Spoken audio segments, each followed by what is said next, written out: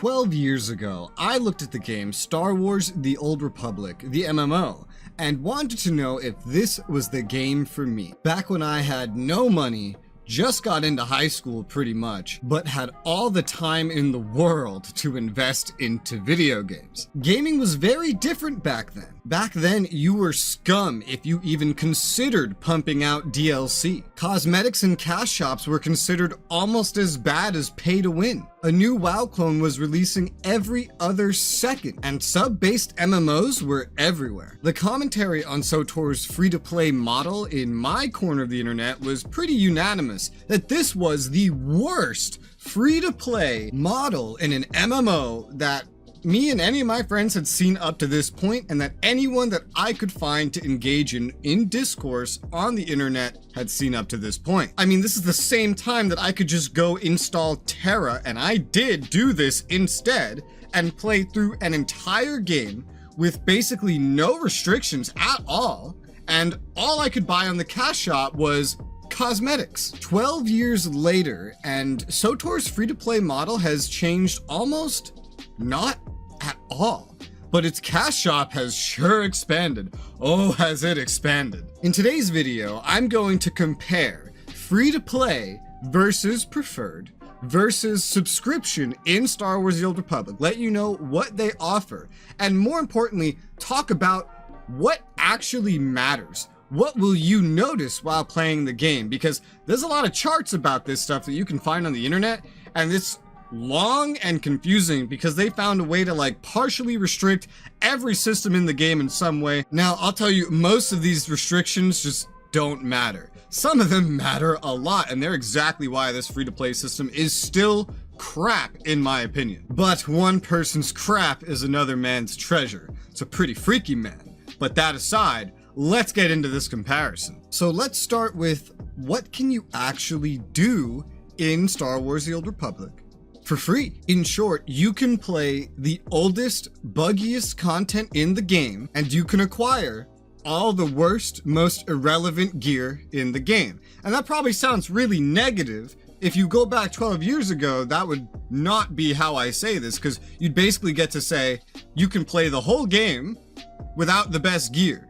It's just that things have come a long way since then, but more hasn't really been added to the free-to-play. At least not a lot more. The first two story expansions, which are smaller, have been added, but otherwise, what's accessible has been left mostly untouched for about 12 years. You can play every class story in the game, which, to be honest, are widely regarded as the best content in the game, albeit they're very buggy.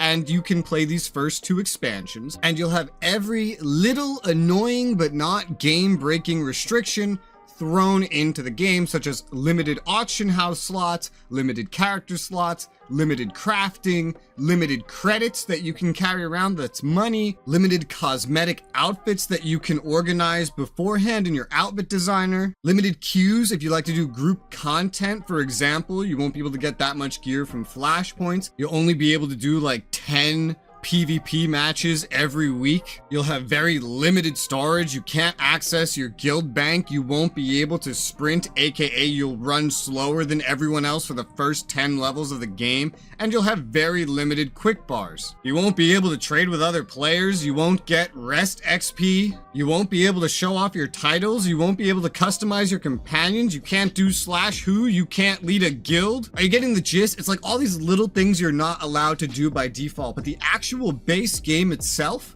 the content, the story is fully accessible to you, plus the first two expansions. If it's not already completely obvious, everything you're missing as free-to-play, you'll have as a subscriber. So great, that summarizes that category. There's also this weird in-between state, which I hardly want to call in-between, because that implies that that's in the middle. It's really not. It's called preferred status. It's where most of the restrictions are eased up on. Emphasis on like eased. It's like someone slightly eased up on the convenience restrictions. Whatever you can hardly do anything of as free to play, you can do a little bit more of it as preferred. To become preferred, you need to just spend money on the game. I think it's like at least $5. If you ever subscribe, you will forever be preferred. You will never be free to play again. And if you do a one-time microtransaction, you will be preferred. It's also worth noting that if you subscribe once ever, then all the expansions that have ever released up to the point that you subscribed will become available to you for the rest of your life until Broadsword shuts this game down for good. If they release another expansion and you want to access that, you'll just need to subscribe again for 1 more month. There you go, perma access to it. It's like a one-time payment, but then you'll go back to all the convenience restrictions. Whether you're reading one of the charts or you just listen to me explain it all verbally, I'm sure you can understand that all the restrictions and all the very specific ways to unlock things in this game is a headache. So now let's talk about what actually will affect you as a player the most. The first thing you need to ask yourself is, what kind of MMO player are you? Are you the average MMO player that just plays through the story, beats the game, uninstalls it, and then goes and plays a different game? If you are, then a lot of these restrictions won't affect you except the availability of story. But that's when a one-time subscription, then you see everything. That's it, $15 for 12 years worth of updates gets you access to all the story in the game, basically. So if you are this average MMO player, I'm gonna be honest, these restrictions are hardly going to affect you at all. The most affected you are going to be is in your capability to play through the game with your friends or other players, because you will be limited in what you can even access and the rewards that you can get when you're not subscribed. As a free-to-play or preferred player, you are incapable of getting the best gear in the game. You are incapable of doing the end game at all, and this goes into my next point of talking about what kind of player are you, and your ability to interact with dedicated group content throughout your leveling and questing experience will be time gated in a limited fashion.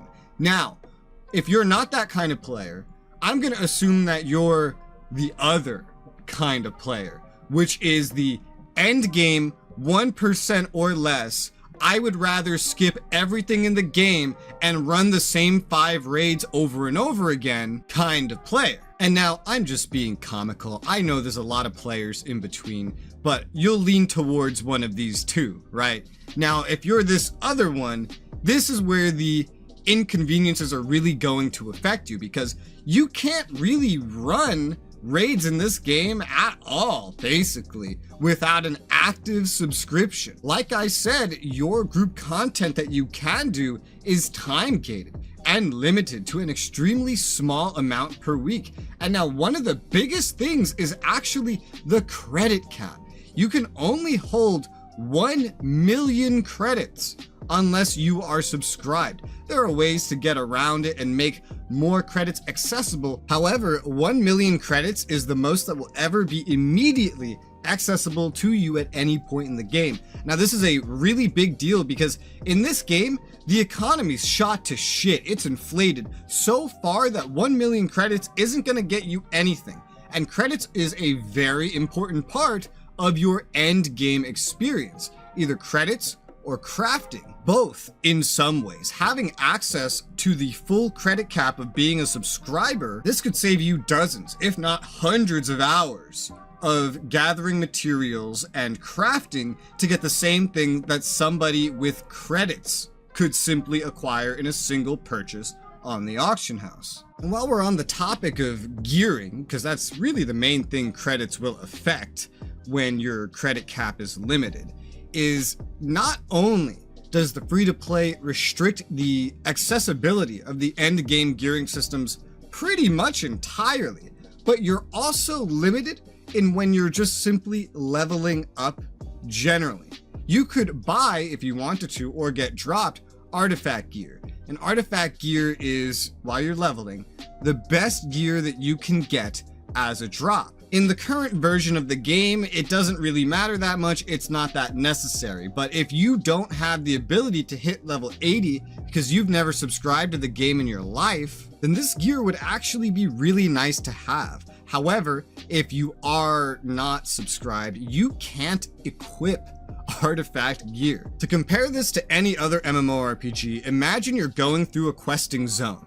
You get to the dungeon at the end of the zone. You go through the dungeon to get your area set that will carry you through the next area. That's kind of usually how it works in MMOs. Doesn't quite work that way here, but this is the best way to explain it. Imagine if you could get those drops, but then you get them and it tells you, you can't use this unless you subscribe. That is how it works with artifact gear. I will be completely upfront though and say, SWTOR, especially if you're playing solo through the story as a casual player, is so fucking easy that you don't need this gear. The normal gear available to you is plenty enough. If you just set your companion, and yes, there's companions, to healer, you will never die doing any of the solo stuff. I really would be surprised if there's a type of player that could die in this setup. Now, another one of the restrictions that I feel like is very notable to mention, that I never hear mentioned ever, is the fact that free-to-play players only get 3 ability quick bars. That's hot bars. You only get 3 bars where you can put your skills. That's pretty notable to me because I fully use 4 bars in this game. It's been a while since I played an MMO where you have so many skills, and now it differs based on what class you are. It also differs based on what level you are. The higher the level, the more stuff you have to put on your bars. Not everything needs to be put on a bar. I could probably condense my setup down into 3 bars, but it would be very, very inconvenient in comparison. Subscribers get 6 quick bars, preferred gets 5. So I think preferred really has like the perfect amount of quick bars if you ask me, having experienced 8 different characters so far. And that leads me into another one of the restrictions.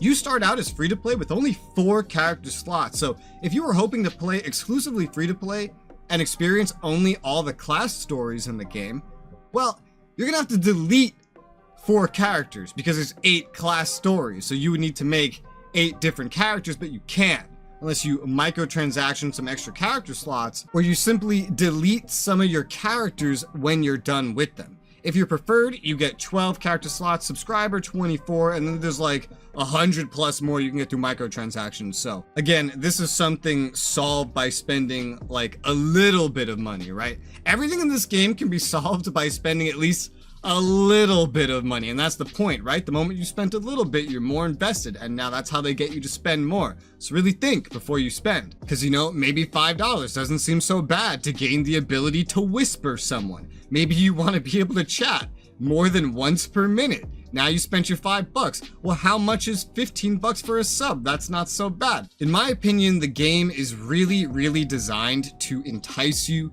into spending money. And at the beginning of the game, you're not going to notice any of the restrictions, in my opinion. I tried this game free-to-play, preferred, and sub just to make this video one day. And I can tell you at the beginning of the game, I knew the restrictions were there, but I didn't feel them because none of them mattered to me at the beginning. But the further you get into the game, and that's just the base game, doing the class stories, doing the normal leveling, and etc., you will feel the restrictions creeping up on you. With my generalization of all the other junk restrictions, I think you get the idea of the limitations, what you can and cannot do, and how each player, each type of player, will interact with the game or be able to interact at all based on what I've explained so far. That is the information from someone that has literally just spent his first 1,000 hours in the game experiencing each side of it. I hope that you found this information helpful and that it will help you approach how you try and play Star Wars The Old Republic, the MMO, or if you choose not to experience it, that is your choice. Maybe this has completely turned you off. I don't know. And for those of you that are looking for more of an opinion, well then, here we go. Is free-to-play in Star Wars The Old Republic worth it? According to me, no. No, I don't think it is. At least not as your main method of play. I believe that free-to-play in this game should be approached as a freemium version of the game, if you remember that from like 20 years ago and that was normal. Like a demo where you can play a first big chunk of the game without too much getting in your way, and then later you buy the game, or in this case subscribe, to experience the rest. Personally, as someone that gets their fun not just from story, and I love questing, it's the main reason I play MMOs, but also from progression. I did over 100 hours of level 80, that's max level gear grind, and I now have a maxed out character. I'm just missing some augments because those cost billions of credits and I don't feel like farming that. That's boring to me. I can tell you that my fun would be greatly inhibited, and I would feel too restricted to really have a good impression or a good memory with this game if I had chosen to do the one-time $15 sub and then go preferred the rest of the way path that I've seen recommended so much. So in my opinion, it is not worth it to aim to be a free-to-play player. It is worth it to try the game in free-to-play if you're feeling out your willingness to subscribe later on. And if you're someone that just never subscribes to games though, I mean, shit dude, it's free. Give it a shot, see what you think. I will say the stuff before the restrictions is fun enough that if it was 12 years ago and I definitely could never subscribe, I would have had fun at least experiencing that much before I went on to a different MMO and left this one behind to disappear into Broadsword's collection. Once again, I hope this video was helpful to someone. Leave your opinions on if you agree with what I said. If you have more information that you think is relevant to provide of how the restrictions may have affected your playthrough, your play style, anything else that you want new players to know, or just generally your thoughts. For now though, thank you guys very much for watching, and I hope to catch you again on another video.